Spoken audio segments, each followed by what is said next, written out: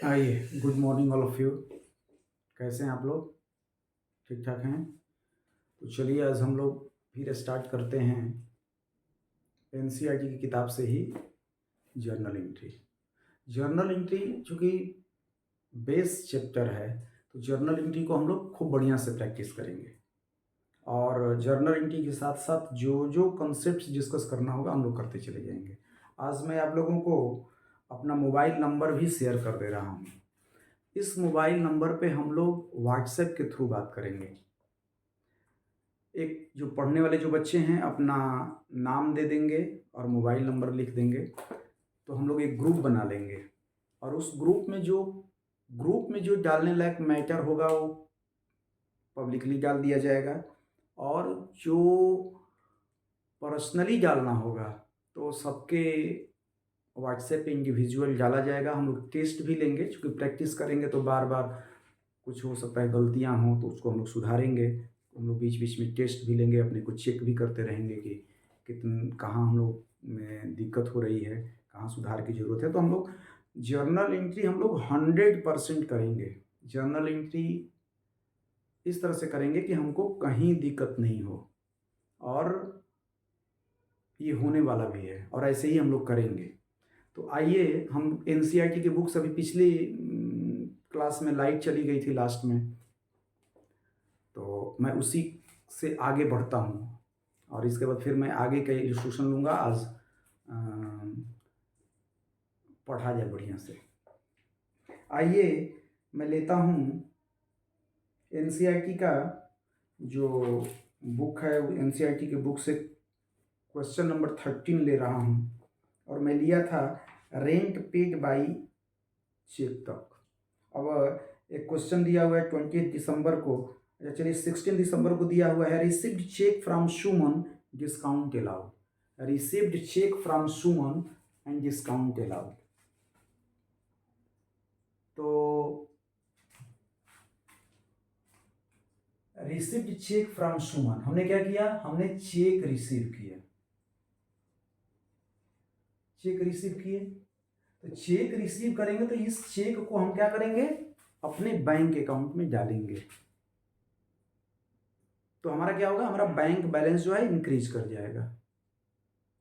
और क्या कह रहा है?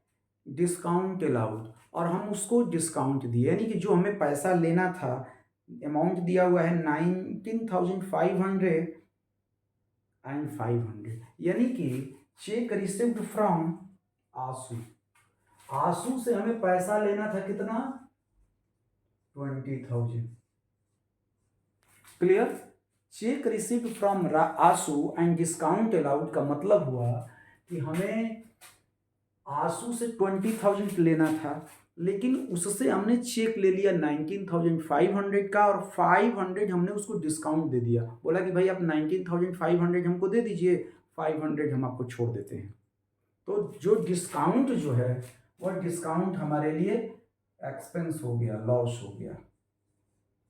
तो जब लॉस होता है या एक्सपेंस होता है तो क्या होता है? डेबिट होता है। तो डिस्काउंट अकाउंट क्या हो जाएगा? डेबिट हो जाएगा 500। जब हम कैश रिसीव्ड करेंगे, डिस्काउंट अलाउड करेंगे तो हमारे लिए क्या होगा? एक्सपेंस होगा। क्लियर? और चेक रिसीव किए तो हमारा क्या होगा? बैंक बैलेंस बढ़ेगा। तो क्या होगा? बैंक बैलेंस बढ़ गया, एसेट्स है तो डेबिट हो गया। और आंसू से हमें लेना था कितना? 20,000। तो 20,000 हमने आंसू से ले लिया। तो अब हम आंसू का नाम अपने बुक से निकाल देंगे। आंसू हमारे बुक में पहले एसेट्स रहे होंगे, अब उनका नाम हमको अपने बुक से काटना है, तो हम क्या करेंगे? टू आंसू अकाउंट उनको क्रेडिट कर देंगे। नरेशन लिख देंगे, बीइंग चेक रिसीव्ड फ्रॉम आंसू एंड डिस्काउंट अलाउड। क्लियर? चलिए नेक्स्ट लेते हैं, सोल्ड गुड्स टू सुमन। 13 दिसंबर को सोल्ड गुड्स टू सुमन, इसका मतलब हुआ कि हमने सुमन को उधार पे माल बेचा। सोल्ड गुड्स टू सुमन, हमने उधार पे माल बेचा। आप उधार पे माल बेचेंगे तो क्या होगा? आपको पैसा मिलेगा ना बाद में। पैसा तो मिला नहीं अभी, लेकिन सेल हो गया तो रेवेन्यू इंक्रीज कर गया। तो रेवेन्यू इंक्रीज करता है तो क्या होता है?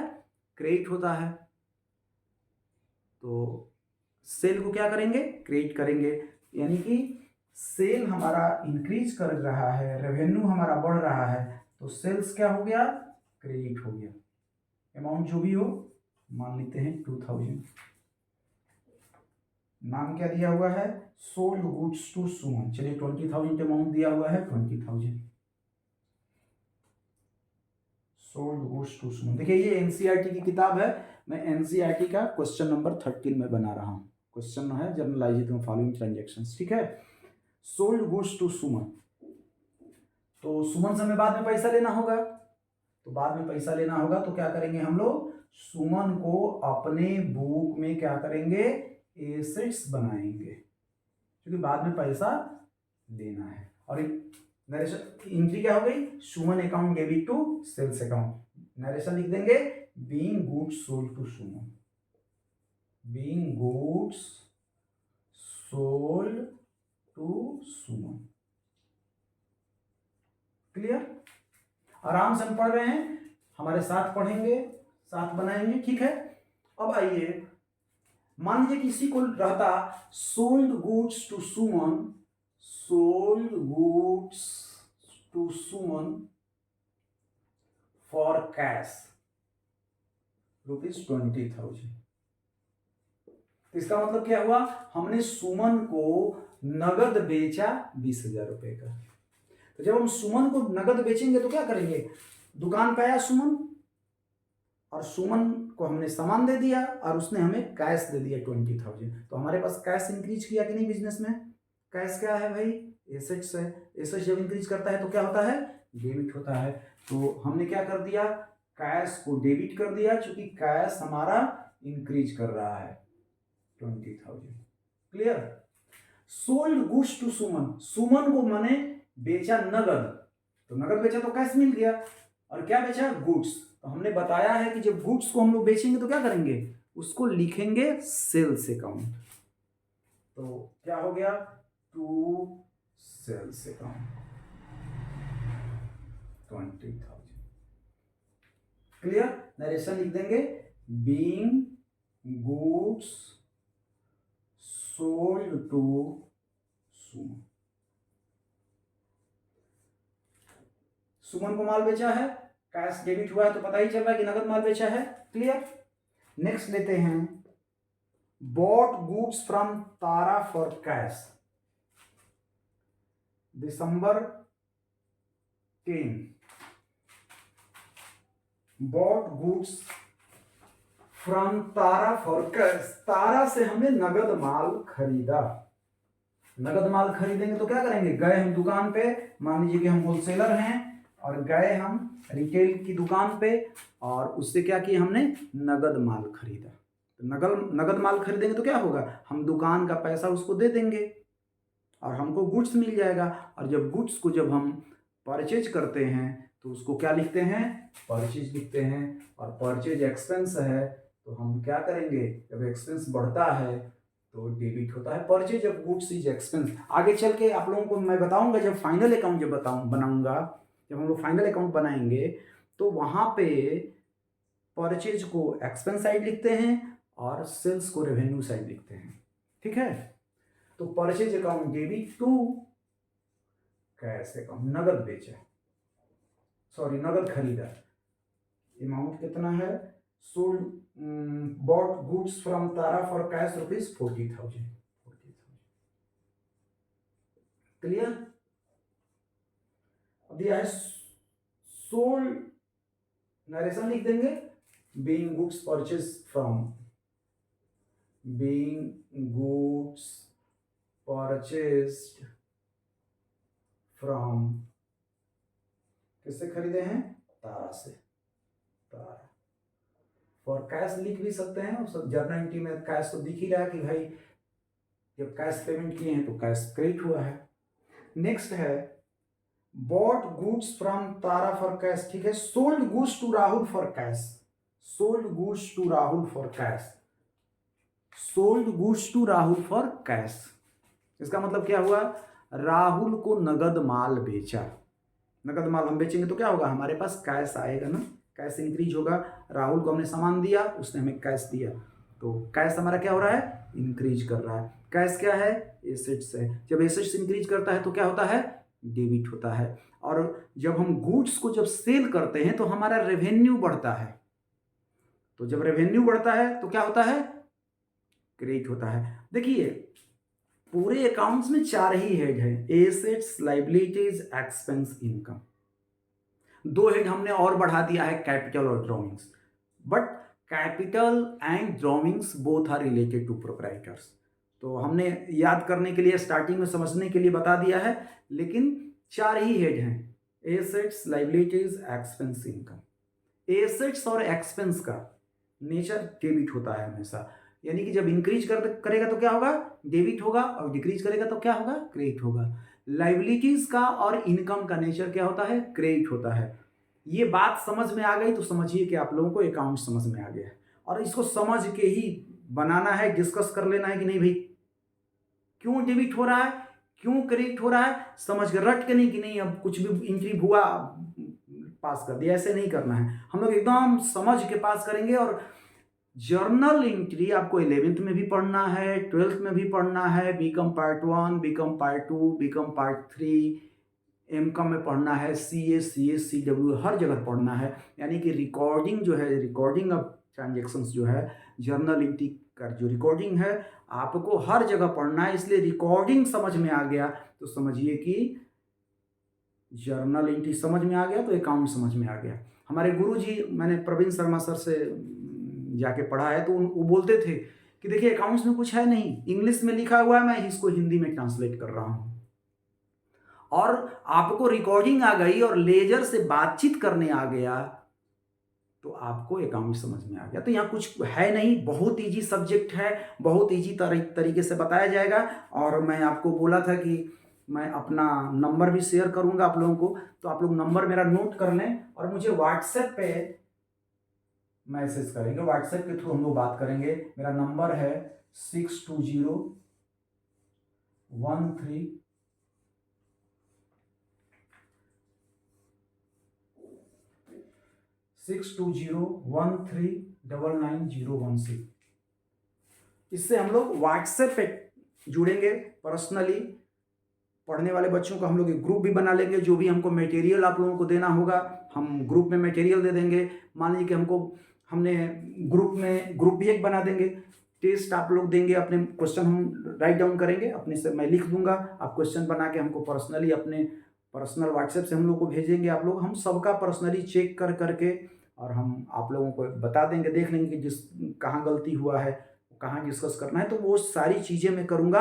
आप लोगों को मैं इस तरह से तैयार करूँगा कि अकाउंट्स पढ़ने में कहीं दिक्कत नहीं हो, और कहीं पढ़ने में दिक्कत नहीं होगी। और जब मैं बेस तैयार कर दूंगा आप लोगों का, तो आप कॉमर्स डिपार्टमेंट का कुछ भी एग्जाम पास कर जाएंगे, कुछ भी करने लायक हो जाएंगे।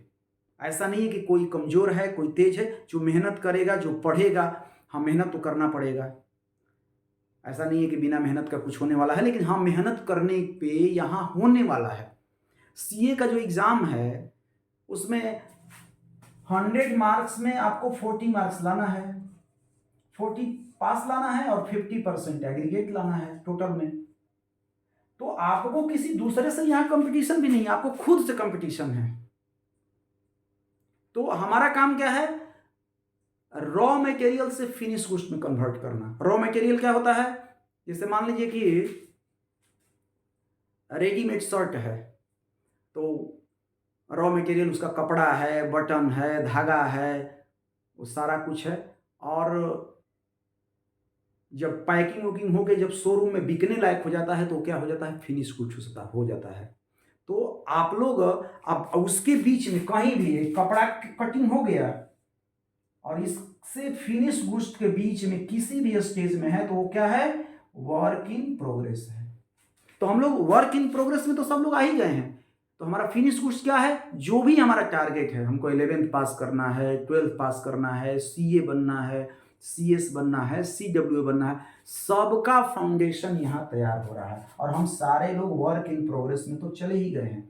और सब लोग जो लोग ठानेंगे कि हमको जो बनना है वो आप बनेंगे, इसकी हम गारंटी आपको लिख के दे रहे हैं। CA करना होगा CA बनेंगे, CS करना होगा CS बनेंगे, CWA करना होगा CWA करेंगे, अकाउंटेंट बनना होगा अकाउंटेंट बनेंगे।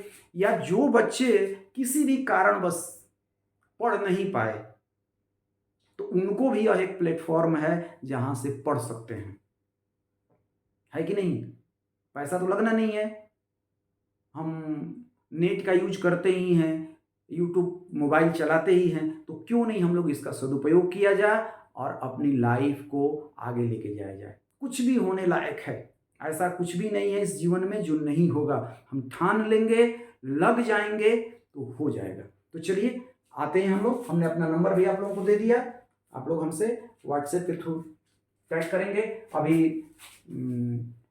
ये मैंने इसको एकदम फॉलो करना है कि कांटेक्ट नहीं करना है, केवल व्हाट्सएप के थ्रू हम लोग बात करेंगे, ठीक है? बाकी हमको जिससे बात करने की ज़रूरत लगेगी मैं पर्सनली आप लोगों से पर्सनली भी बात करूंगा। तो आइए चलिए हम लोग बढ़ते हैं आगे। क्लियर? कोई दिक्कत? आइए, तो हो गया। अब हम लेते हैं sold goods to Rahul for cash. चलिए, ये हमको लग रहा है कि ये जो जर्नलाइजिंग द फॉलोइंग ट्रांजैक्शन का ये क्वेश्चन नंबर 13 है, ये करीब करीब हो ही गया है, और जहां दिक्कत होगी हम लोग करेंगे। आप लोग अभी करिए, 2 दिन में मैं आप लोगों का टेस्ट भी लूंगा। मैं 10-20 जर्नल एंट्री आप लोगों को दूंगा, घर में बनाइएगा, बना के हमको व्हाट्सएप करिएगा। आइए अब क्वेश्चन नंबर 14 लेते हैं। क्वेश्चन नंबर 14 का पहला ट्रांजेक्शन है ₹1000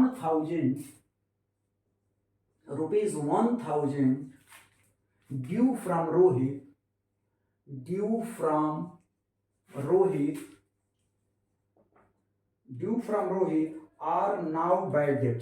are now bad debts, देखिए इसका मतलब हुआ रोहित से 1000 रुपया लेना था, वो अब बैड डेब्ट्स हो गया, अब वो पैसा मिलेगा नहीं, डूब गया। मान लीजिए कि मैं दुकान पे बैठा था, तब तक एक मेरा कस्टमर आया, बोला कि सर रोहित को माल बेचे थे ना? हम बोले हाँ बेचे थे, 1000 रुपया लेना था। अरे सर वो तो इंसॉल्वेंट हो गया, दिवालिया हो गया, अब वो पैसा नहीं मिलेगा। अच्छा, तो क्या हुआ? अब वो पैसा हमको नहीं मिलेगा। जब हम माल उसको उधार पे बेचे होंगे तो हम एंट्री क्या किए होंगे? हम एंट्री किए होंगे Rohit account debit to sales account किए होंगे। कोई दिक्कत? ये तो एकदम क्लियर है। अब ये रोहित हमारे बुक में क्या दिख रहा होगा? एसेट्स दिख रहा होगा, ठीक है? अब पता चला कि रोहित से जो 1000 रुपया लेना था हमें अब नहीं मिलेगा, तो नुकसान हो गया हमारा, बैड डेब्ट्स हो गया, डूब गया। तो क्या होगा? लॉस हो गया ना, नुकसान। एक्सपेंस, एक्सपेंडिचर या लॉस होता है तो क्या होता है? डेबिट होता है। तो अब क्या लिखेंगे उसको? जो डूब गया पैसा तो उसको डेबिट करेंगे, bad debts account debit to. अब इसका नाम अपने बुक से काट देंगे। अब जब पैसा मिलेगा ही नहीं और हम अपने बुक में एसेट्स दिखा रहे हैं, क्यों दिखाएंगे हम? अब उसको हम अपने बुक से हटाएंगे। तो क्या है, साइन कॉमर्स में क्या करते हैं? डेबिट है, उसको क्या कर देते हैं? क्रेडिट करते हैं। तो bad debts account debit to Rohit account. क्यों कर रहे हैं? समझ आ रही बात? एकदम लर्न करके नहीं पढ़ना है, समझ के पढ़ना है। और यदि जर्नल एंट्री आप पढ़ लेते हैं, अब दूसरे को पढ़ाइए, दूसरे को पढ़ाने लायक हो गए, बताने लायक हो गए। नरेशन लिख देंगे being bad debts। क्लियर? चलिए नेक्स्ट लेते हैं goods worth ₹2000 were used by proprietor. किस चीज का एग्जांपल है ये? Goods worth ₹2000 were used by proprietor, यानी कि दुकान से 2000 का सामान प्रोपराइटर अपने पर्सनल यूज के लिए घर ले गया। जब पर्सनल यूज के लिए घर ले गया तो क्या होता है? ड्रॉइंग्स होता है। बिजनेस एंटिटी कंसेप्ट क्या कहता है कि भाई हम यदि बिजनेस को कुछ देंगे, यदि बिजनेस प्रोपराइटर से कुछ लेगा तो वह हमारे लिए लायबिलिटीज की तरह होगा। तो बिजनेस जब प्रोपराइटर भी हमसे कुछ लेके जाएगा तो उसको वह हमारे लिए क्या होगा? एसेट्स होगा, और उस एसेट्स का नाम क्या है? ड्रॉइंग्स है।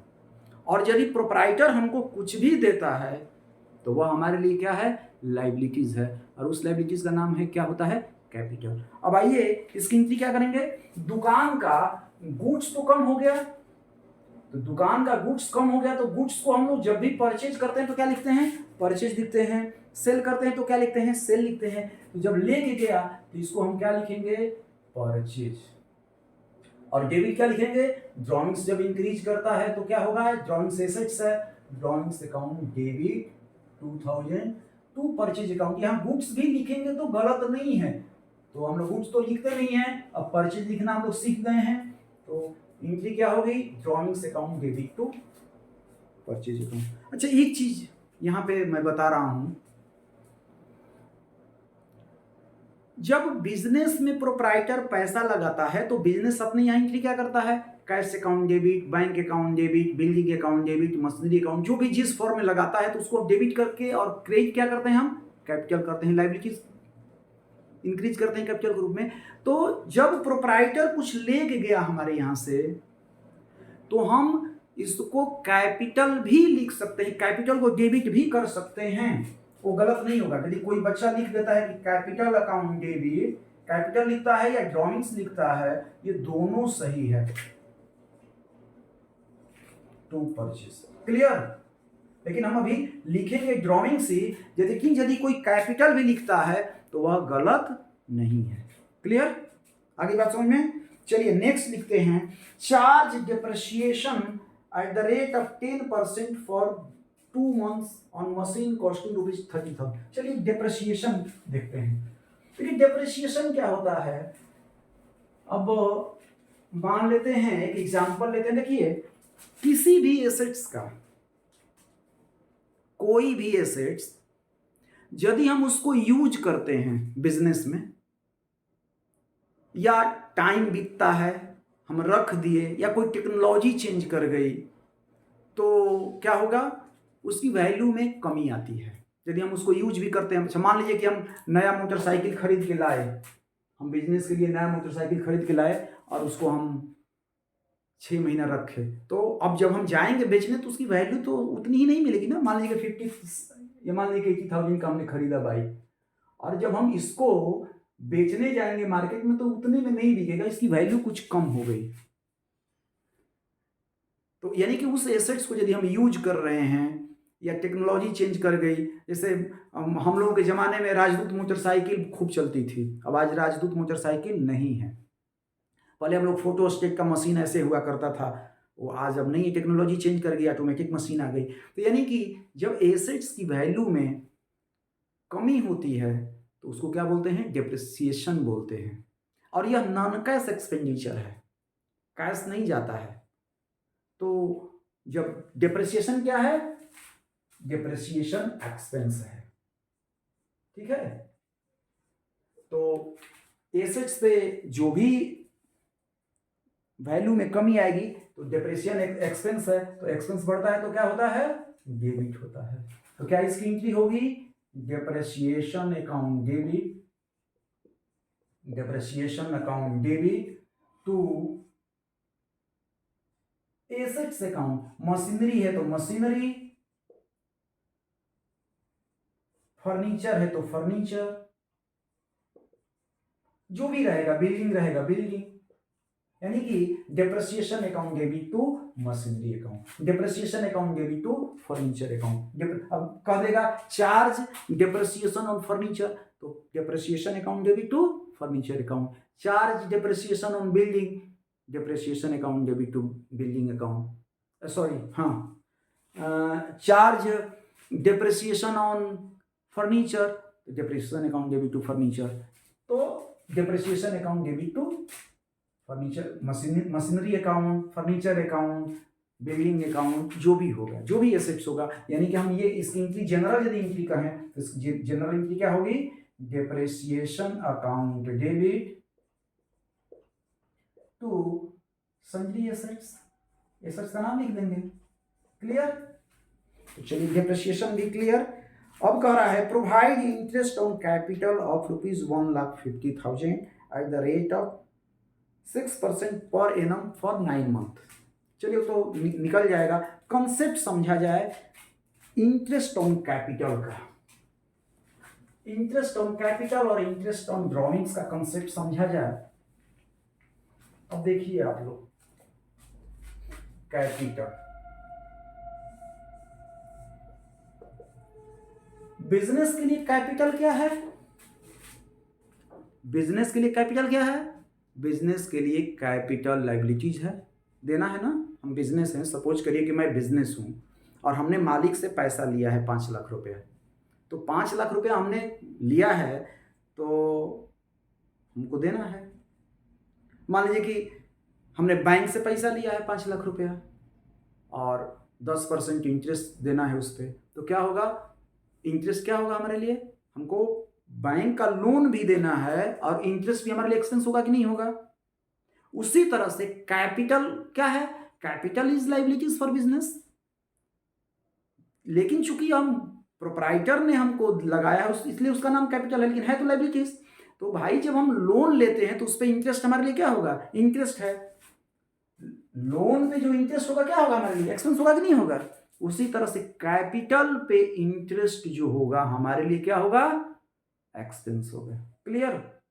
कैपिटल पे जो इंटरेस्ट होगा, अस्थिर से सोच लेंगे भाई, कैपिटल क्या है? लायबिलिटीज है। तो भाई हम कर्ज लेते हैं तो उस पर जो इंटरेस्ट पे करना होगा तो क्या होगा? इंटरेस्ट होगा। तो इंटरेस्ट क्या होगा हमारे लिए? एक्सपेंस होगा। तो इंटरेस्ट ऑन कैपिटल जो होगा, इंटरेस्ट ऑन कैपिटल क्या होगा हमारे लिए? एक्सपेंस होगा। ठीक है? और इंटरेस्ट एक्सपेंस जब बढ़ता है तो क्या होता है? डेबिट होता है। क्लियर?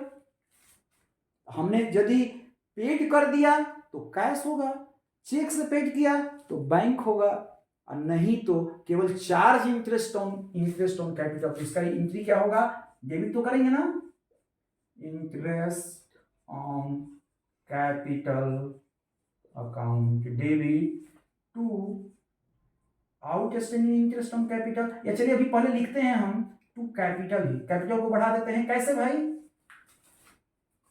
मान लीजिए कि हमने 1 लाख रुपया का लोन लिया है और उस पर 10,000 रुपया इंटरेस्ट हो गया और दिया नहीं है, तो लोन तो हमारा बढ़ के 1 लाख रुपया लोन हो गया और 10,000 इंटरेस्ट भी हो गया, तो हमारा लोन क्या हो गया? 1,10,000 हो गया। और लोन क्या है? लायबिलिटीज है। लायबिलिटीज का नेचर क्या होता है? क्रेडिट होता है।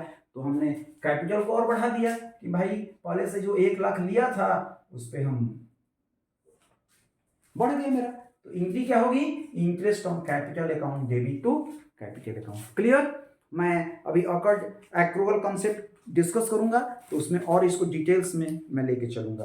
अब है इंटरेस्ट, अच्छा दिया है E Rahul became insolvent who owed ₹2,000 in a final dividend of 60 पैसे in a rupees from his estate। यहां दिया हुआ है, चलिए इसको डिस्कस कर लेते हैं।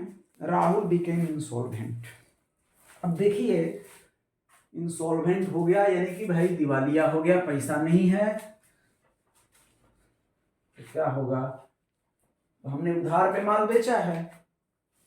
राहुल बिकेम इंसॉल्वेंट, ओनली 60 पैसे इन ए रुपीज इज रिसीव्ड, यानी कि वो कहना चाहता है कि केवल 60% मिला, 40% नहीं मिला, डूब गया पैसा, नहीं मिला। तो जो नहीं मिला, अब मान लीजिए कि हमको राहुल से लेना था, तो राहुल को हम बेचे होंगे उधार पे माल। मान लीजिए सोल्ड गुड्स टू राहुल, समझते हैं इसको, sold goods to Rahul on credit ₹2,000। ठीक है? हमने राहुल को उधार पे माल बेचा, तो माल बेचे तो रेवेन्यू बढ़ा और पैसा बाद में मिलेगा, तो राहुल को डेबिट किए होंगे, राहुल को डेबिट कर दिए, Rahul account debit to sales account. Clear? यहां तो कोई दिक्कत नहीं है। अब कह रहा है कि राहुल बिकेम इंसॉल्वेंट, ओनली 60 पैसे रिसीव हुआ। ठीक है? ओनली 60 पैसे in rupees receive from Rahul. तो इसका मतलब क्या हुआ कि जो 2,000 रुपया जो लेना था इसमें से केवल 1200 मिला। 60 पैसे इन रुपीज का मतलब कि 60 पैसे मिला। यदि 100 पैसा यदि हमको लेना है उसमें से 60 पैसे मिला और 40 पैसे नहीं मिला, नॉट रिसीव्ड। तो ये क्या हो गया, यह हो गया नुकसान, बैड डेट्स हो गया। यह क्या मिला, तो कैश इंक्रीज किया, कैश क्या होता है भाई, डेबिट, ये भी मिला तो क्या होगा, डेबिट होगा। और अब 2000 की जगह पे हमको 1200 ही मिला और ये 800 डूब गया, तो अब इसका नाम बुक से हटाएंगे, इसकी एंट्री क्या करेंगे, जो डूब गया उसको क्या लिखेंगे, बैड डेट्स। कितना, 40 पैसे इन रुपीज ना, 800। पैसा कितना मिला, कैश मिला कितना, हाउ मच, 1200। अब राहुल को अपनी बुक से नाम हटा देंगे, भाई राहुल से लेना था तो 2000 रुपये, लेकिन मिला कितना, 1200 मिला। क्लियर। अब लेता हूं मैं एक कंसेप्ट लेता हूं, हाँ, interest on drawing, question number 15 का लेता हूं, interest on drawing. Interest on capital तो मैंने डिस्कस कर दिया, interest on drawings, interest on drawings देखते हैं। अच्छा बताइए आप लोग, तो इंटरेस्ट ऑन ड्रॉइंग्स क्या होता है बिजनेस के लिए, सॉरी ड्रॉइंग्स क्या होता है बिजनेस के लिए। Sir, when proprietor withdrew goods और cash from business for personal use, that is called drawings, and drawings is assets for business. Drawings क्या है बिजनेस के लिए, एसेट्स है, पक्का। तो सर यदि सब, अच्छा सपोज करिए यदि हमने बैंक में पैसा जमा किया है, फिक्स डिपॉजिट किया है या टाइम डिपॉजिट किया है, तो बैंक में हमने पैसा जमा किया है, वह क्या है मेरे लिए, एसेट्स है। तो उस पर जो इंटरेस्ट मिलेगा हमारे लिए क्या होगा, इनकम होगा कि नहीं होगा, क्लियर। उसी तरह से मैं बिजनेस हूं और मेरा पैसा प्रोप्राइटर के पास है ड्रॉइंग्स के रूप में, और मैं बोल रहा हूं कि देखिए मालिक जी ठीक है, खान पान एक में, हिसाब अलग अलग, क्यों भाई, due to business entity concept. तो due to business entity concept, जब खान पान एक में है और हिसाब अलग अलग है, आप जो हमको दीजिएगा हम आपको देंगे, आप जो हमसे ले जाएंगे हम आपसे लेंगे। तो ड्रॉइंग्स हमारे लिए एसेट्स है, तो उस पर इंटरेस्ट जो मिलेगा वो हमारे लिए क्या होगा, इनकम होगा। तो इंटरेस्ट ऑन ड्रॉइंग्स क्या है हमारे लिए,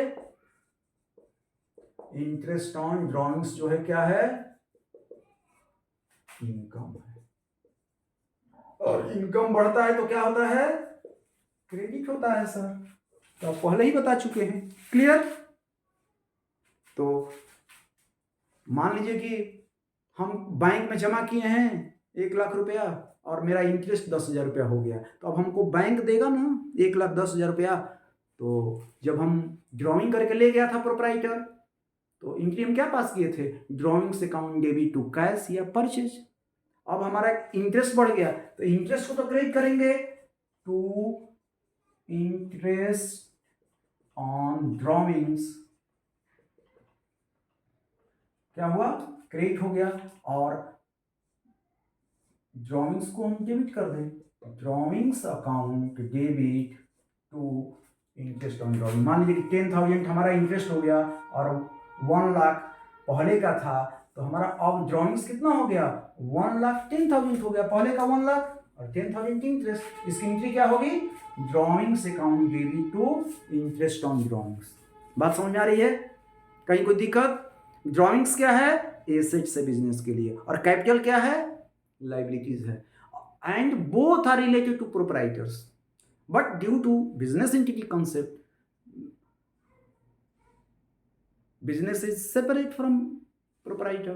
तो हमको जो कैपिटल मिला वो हमारे लिए लाइबिलिटीज, और हमने जो दिया वो हमारे लिए एसेट्स। तो कैपिटल पे जो इंटरेस्ट होगा क्या होगा, लाइबिलिटी होगी, सॉरी एक्सपेंस होगा, और ड्रॉइंग्स पे जो इंटरेस्ट होगा वो क्या होगा, हमारे लिए इनकम होगा। समझा की बात। चलिए अब बढ़ते हैं। अब दिया हुआ है गुड्स गिवन एज चैरिटी। मान लीजिए हम दुकान पे बैठे हुए हैं और कोई आ गया, कोई भी फेस्टिवल हुआ, बोल दिया कि मान लीजिए कि हमारा जनरल स्टोर की दुकान है, प्रसाद बनाना है, और बोला कि सर जी कुछ डोनेट कर दीजिए। तो हमने दुकान से गुड्स निकाल के दे दिया, goods given as charity, clear. हमने शुगर दे दिया, राइस दे दिया, धूप दे दिया, पूजा पाठ के लिए हमने दे दिया। तो क्या हुआ, दान जो है खर्चा हो गया ना भाई, नुकसान हो गया, हम दे दिए तो क्या होगा, चैरिटी जो है वो पहले क्या दिया, गुड्स, तो हम लिख देते हैं परचेज, या यहां पर गुड्स भी लिखेंगे तो सही है, कोई दिक्कत नहीं है, लेकिन हमने आपको सिखाया है कि क्या करना है, गुड्स गिवन एज चैरिटी। तो परचेज हो गया, अमाउंट मान लीजिए कि 2000 है, 2000 रुपीज का हमने दान कर दिया, तो परचेज कम हो गया ना मेरा, गुड्स कम हो गया, और चैरिटी अकाउंट डेबिट, चैरिटी ही है ना, हाँ चैरिटी है, तो charity account debit, charity account debit 2000, तो charity account debit to purchase account, clear. Next लेते हैं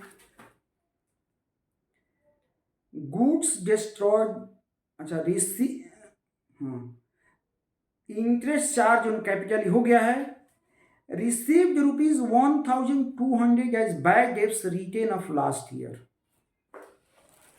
लास्ट ईयर हमने बैड डेब्ट्स लिख दिया था, और क्या हुआ, इस साल मिल गया, पिछले साल हमने लिख दिया था, तो पिछले साल लिख दिया था लॉस, और वो पैसा हमें मिल गया, तो पैसा मिल गया, कोई आया सर जी ये आपका 2000 रुपया रह गया था, आप ले लीजिए, तो उसने दे दिया हमको, हमारा क्या हुआ, हमारा कैश जो है इंक्रीज कर गया, कैश अकाउंट डेबिट, और जब हमारा जो डूबा हुआ पैसा मिल गया तो हमारे लिए क्या हो गया, इनकम हो गया, तो टू बैड डेब्ट्स रिकवर्ड।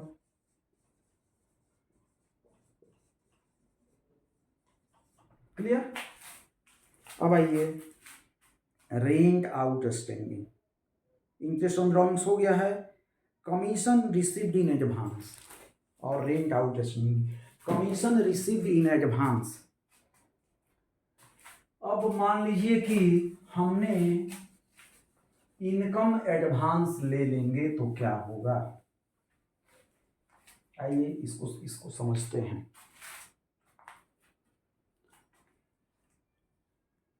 मान लीजिए कि हमारी दुकान पे स्टाफ काम कर रहा है, इस कंसेप्ट को समझने का प्रयास कर रहे हैं, और वो हमारे यहाँ नौकरी कर रहा है, तो नौकरी कर रहा है तो बोला कि सर जी हमको सैलरी दे दीजिए, हमारे बेटी की शादी पड़ी हुई है, हमको सैलरी सर एडवांस दे दीजिए, तो सैलरी जब हम एडवांस देंगे तो हम उससे लेंगे, हम सैलरी हम यदि बिना काम किए हुए यदि हम एडवांस कुछ भी ले लेते हैं, मान लीजिए कि हम पढ़ा रहे हैं और हम बोले कि 1 साल का कोर्स है और 12,000 रुपया लगेगा, 1 साल का कोर्स है 12,000 रुपया लगेगा, आराम से समझिए आप लोग इस बात को, तो हम हिसाब किताब कर रहे हैं 6 महीने के बाद, तो ये फीस तो हम ले लिए 1 साल का, तो हम हिसाब किताब कर रहे हैं यहां तक 6 मंथ्स का, तो 6 मंथ्स का तो हमारा इनकम हो गया, लेकिन 6 मंथ्स का हम बिना काम किए ले लिए, तो बिना काम के लिए यदि हम इनकम ले लेंगे ज्यादा तो हमारे लिए क्या हो जाएगा, कर्ज हो जाएगा, हम बिना काम का पैसा ले लिए, किसी से एडवांस ले लिए, यदि हम किसी से एडवांस इनकम ले लेते हैं तो हमारे लिए क्या हो जाएगा, लायबिलिटीज हो जाएगी, ठीक है, तो इसकी एंट्री क्या हो जाएगी, कैश या बैंक अकाउंट, यदि हम चेक काट के लिए हैं तो कैश या bank account debit to advance commission, clear. अब आइए आउटस्टैंडिंग रेंट डिस्कस करते हैं, आउटस्टैंडिंग ये बहुत ही इंपॉर्टेंट कंसेप्ट है, इसको समझने का प्रयास करते हैं, इस एंट्री को समझने का प्रयास करते हैं, यह एक्रूअल कंसेप्ट से रिलेटेड है, तो एक्रूअल कंसेप्ट समझते हैं कि एक्रूअल कंसेप्ट क्या होता है। देखिए एक्रूअल कंसेप्ट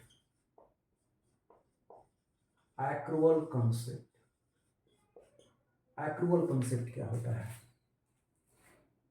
एक्रूअल कंसेप्ट कहता है कि देखिए 2 तरह से अकाउंटिंग बनाया जाता है, एक तो on cash basis and on accrual basis, there are 3 fundamental accounting assumptions, कौन कौन, कैग, CAG या CAG, controller of auditor general.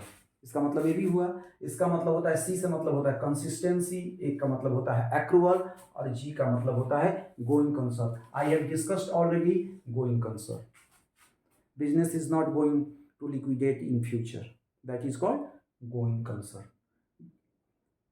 Going concern concept state that business is not going to liquidate in future, near future में कोई business बंद होने नहीं जा रहा है, यानी कि हम लॉन्ग टर्म का मानकर बनाते हैं। कोई कंसर्न हमने डिस्कस कर लिया है।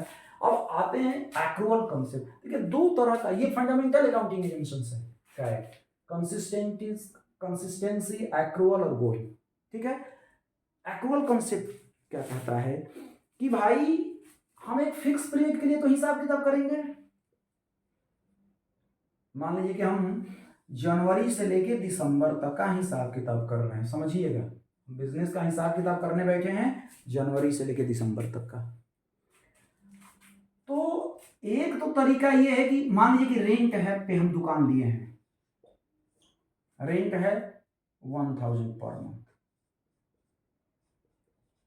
और हमने पूरे साल में केवल 6000 दिया है, 6000 रेंट पेड रुपीज 6000। तो हम ये कहें कि नहीं भाई हम हिसाब किताब कर रहे हैं, जितना हम कैश दिए हैं रेंट वही खर्चा है, तो यह क्या होगा, कैश बेसिस होगा। जितना कैश दिए या कैश लिए, कैश पेड और receipt, that is basis of cash. Cash का जितना लेन देन हुआ उसी को हम मानेंगे। लेकिन एक्रूअल बेसिस क्या कहता है कि भाई आपने 1000 पर मंथ दुकान रेंट पे लिया है, क्लियर, लेकिन आपने केवल दिया है 6000। टोटल तो रेंट हुआ कितना, टोटल रेंट हुआ 12000। तो जो आपने पेड किया, रेंट पेड, मान लीजिए कि यहां से लेके यहां तक हमने पेड कर दिया 6 मंथ्स का 6000, और यह 6000 तो बकाया रह गया ना, आउटस्टैंडिंग रह गया, आउटस्टैंडिंग।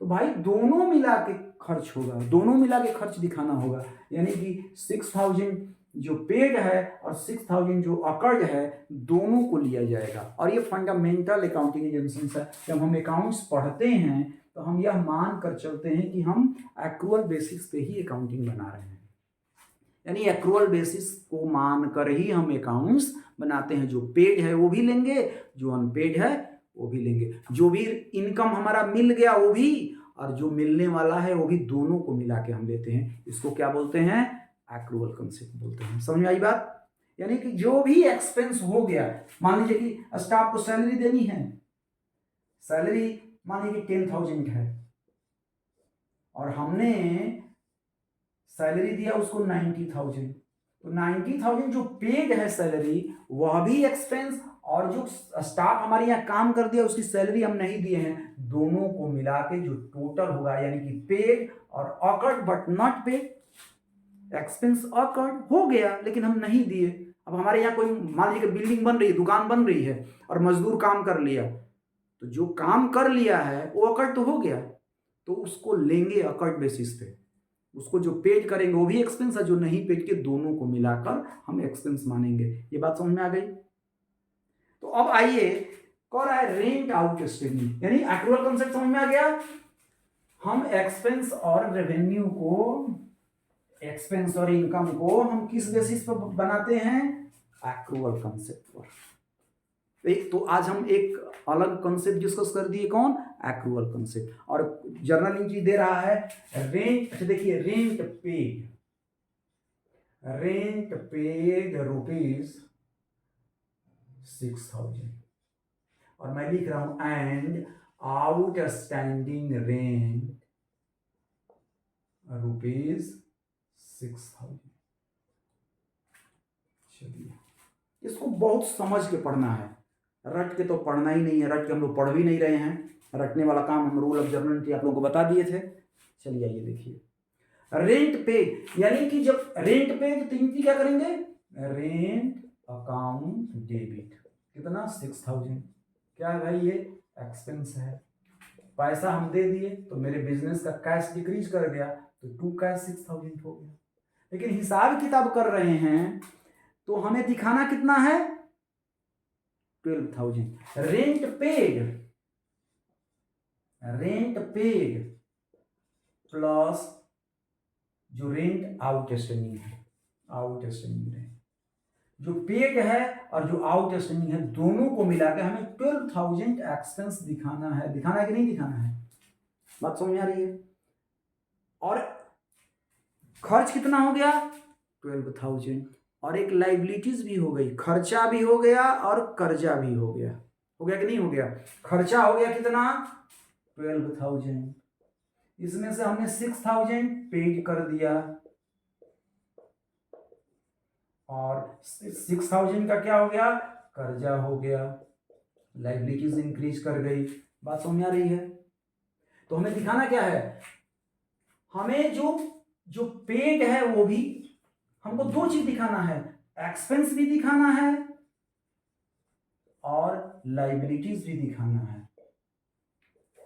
तो अब हम एंट्री कर रहे हैं। रेंट पेड की एंट्री तो आप लोग करते ही हैं, आता भी है हमको। एंट्री ट्रांजेक्शन्स क्या है? Rent outstanding rent ₹6,000। ठीक है, तो इसकी एंट्री क्या होगी? खर्च दिखाना है। खर्च का नेचर क्या होता है? डेबिट होता है। तो क्या हो गया? Rent account debit, rent account debit. Clear? 6,000।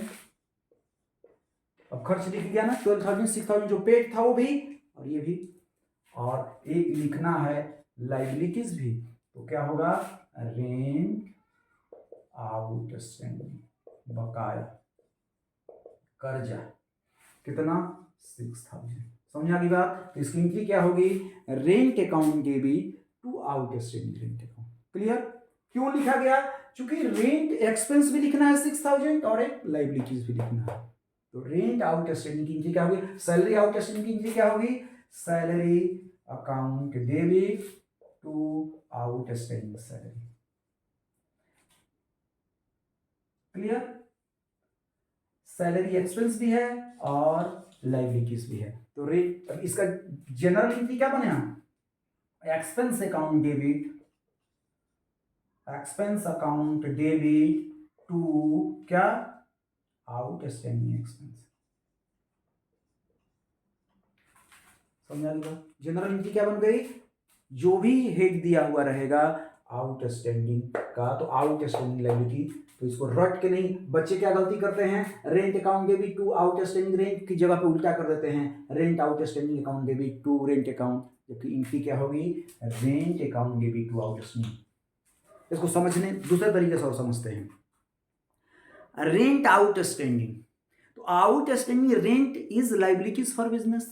जो भी एक्सपेंस हो गया है और पेड नहीं है तो लाइबिलिटीज है। तो हम चुपचाप पहले लिखेंगे क्या? पहले हम लिखेंगे लाइबिलिटीज को लिख लेंगे। लाइबिलिटीज क्या भाई? तो आउटस्टैंडिंग रेंट है, आउटस्टैंडिंग रेंट क्रेडिट कर दिए टू आउटस्टैंडिंग रेंट कितना? 6,000। और रिलेटेड रेंट है तो रेंट देंगे। Clear? Outstanding salary, outstanding salary दिमाग में जोर डालेंगे और सोचते हैं आउटस्टैंडिंग क्या है भाई? आउटस्टैंडिंग सैलरी है, इसका मतलब क्या है? लाइबिलिटीज है। तो लाइबिलिटीज बढ़ता है तो क्या होता है? क्रेडिट होता है। तो आउटस्टैंडिंग सैलरी क्रेडिट हो गया, रिलेटेड एक्सपेंस सैलरी 6,000। क्लियर? समझ आ रही बात? तो हमें लग रहा है कि अब यहीं पे हम लोग को क्लास रोकना चाहिए, फिर अगले क्लास में हम लोग डिस्कस करेंगे। ठीक है? घर में आप लोग बनाइए। मैंने नंबर दे ही दिया है आप लोगों को, फिर से मैं नंबर लिख देता हूँ।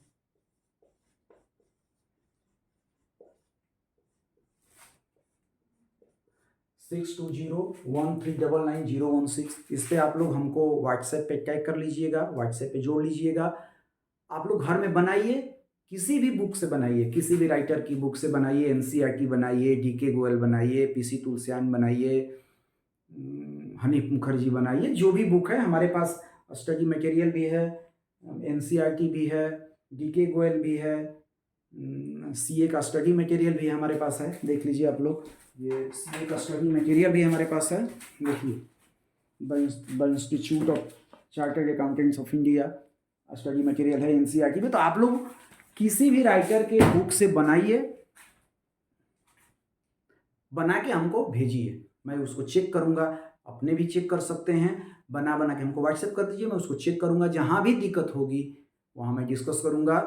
और यही बेस है, जब जर्नल एंट्री हम लोग का क्लियर हो जाएगा तो हम लोग फिर आगे बढ़ेंगे। अभी और कॉन्सेप्ट्स रह गए हैं, जैसे सेल्स रिटर्न है, परचेज रिटर्न है, रिटर्न इनवार्ड, रिटर्न आउटवार्ड, और भी जो टॉपिक जो छूटे हुए हैं मैं उसको पढ़ा के कंक्लूड करूँगा और प्रैक्टिस कराऊँगा मैं, जिसका एकदम क्लियर हो जाएगा 100%। मैं टेस्ट भी लूँगा बीच में। तो अब यहीं पे हम लोग इस क्लास को ख़त्म किया जाए और घर में आप लोग पढ़ें, बनाएं। ठीक है, थैंक यू।